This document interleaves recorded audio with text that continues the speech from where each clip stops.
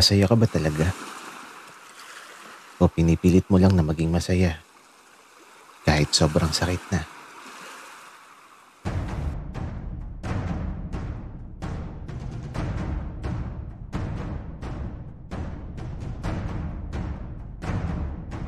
Kaibigan, huwag mong kalimutan mag-subscribe sa aming channel at huwag din kalimutan i-click ang notification bell at subscribe button. Subscribe na!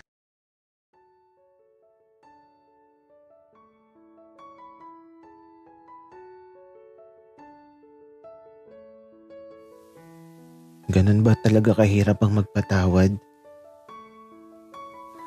Matagal na yun.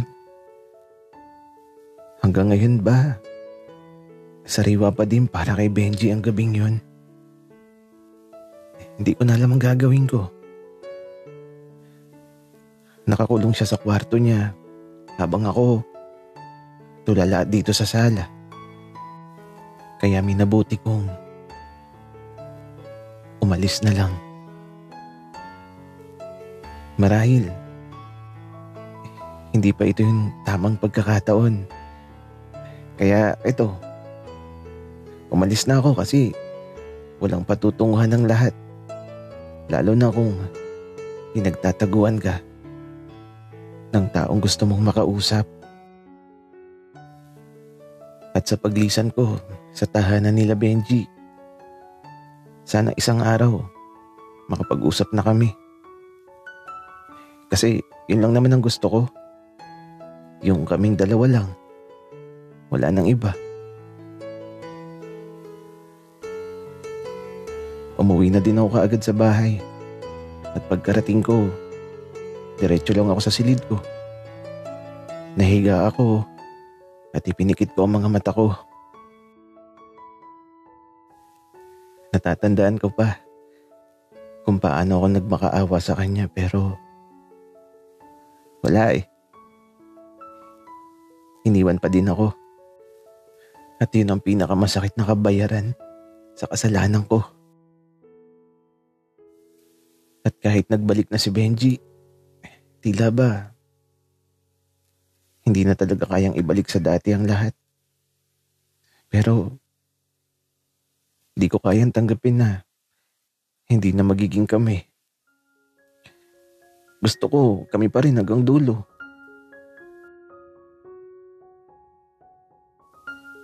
Sir, may naghahanap po sa inyo.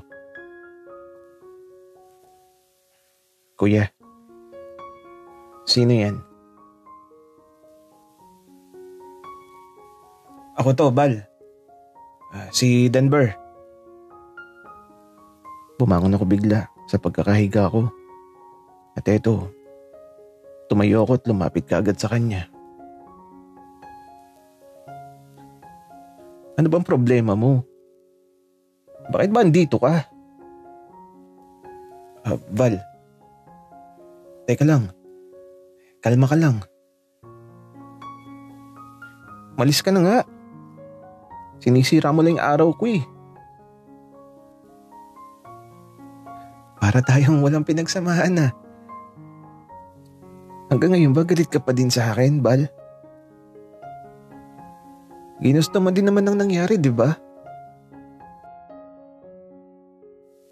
Denver, pwede ba? Umalis ka na. At hindi ko ginusto yung nangyari. Val, ako na lang kasi ang piliin mo.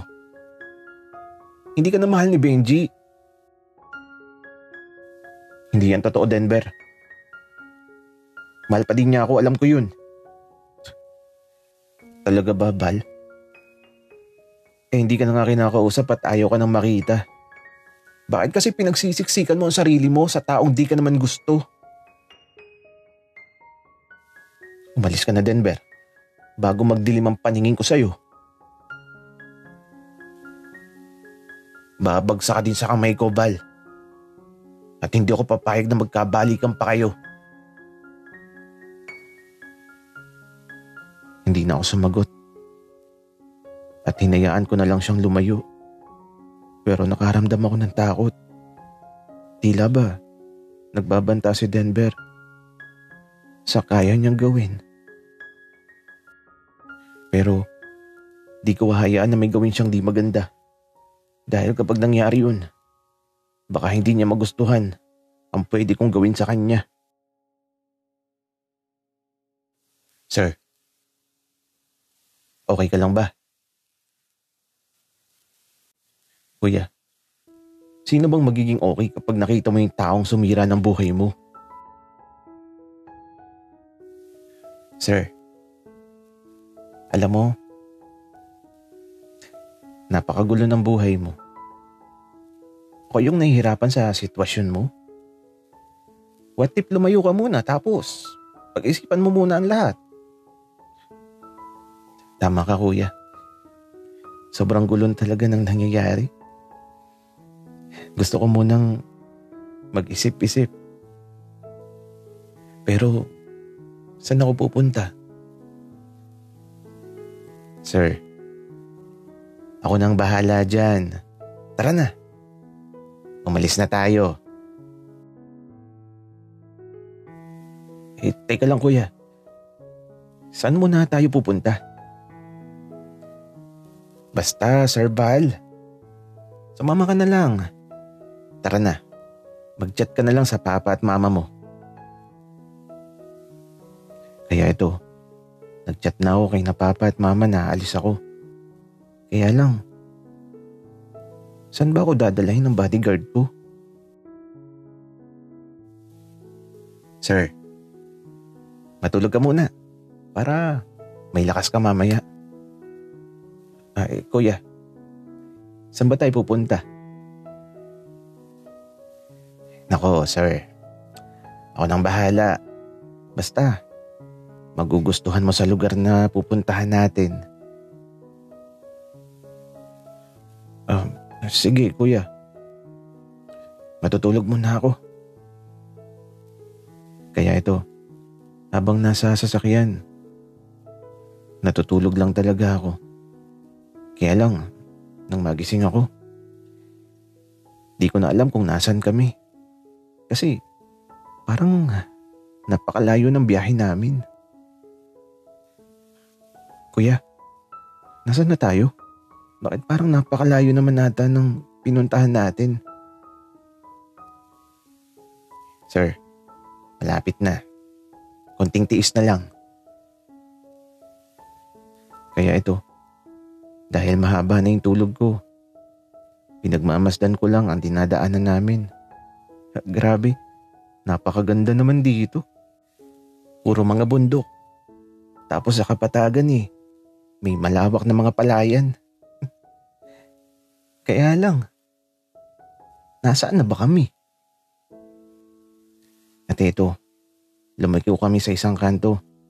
At ilang saglit pa, nakarating kami sa isang simbahan. Tapos, may tinawagan si kuya.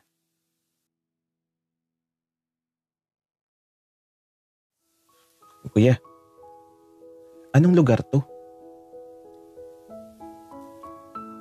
Sir Val, masaya dito. Oh, ayan na pala siya. Napatingin ako bigla sa tinutukoy ni kuya. At ito, mula sa bintana ng sasakyan, may lumapit na lalaki na nakangiti. Oh, kamusta ang biyahe? Buti naman at nakarating kayo ng ligtas. Tara na, sakto't maghahapunan na. Best friend, pasensya ka na. Biglaan kasi. Si Val nga pala, alaga ko. Mukhang mabait na bata itong alaga mo. Tara na muna sa loob ng bahay.